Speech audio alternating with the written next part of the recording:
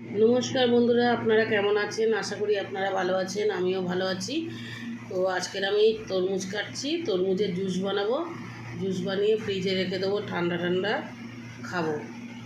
তো দেখুন, আমি এখন কেটে নিয়েছি, এখানে ছোটো ছোটো করে দানাগুলো সব বের করে নিয়েছি। মিক্সিতে ভালো করে জুস বানিয়ে নেবো।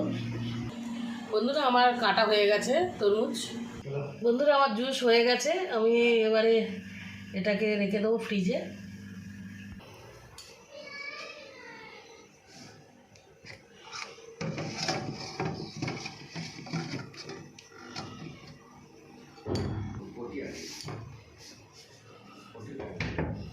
তো বন্ধুরা, এই চিকেন নিয়ে এসছে, চিকেনটা দই দিয়ে বানাবো। আর এখানে এই চিংড়ি মাছ নিয়ে এসছে।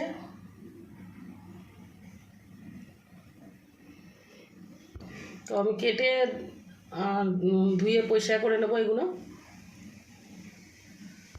তো চিংড়ি মাছটা আমি কী দিয়ে বানাবো ভাবছি। এখানে এই কুমড়ো আছে, কুমড়ো দিয়ে পুঁই শাকটা দিয়ে বানাবো চিংড়ি মাছটা। আর এটাকে দই দিয়ে বানাবো চিকেনটা। তো কেটে ধুয়ে পরিষ্কার করে নিই।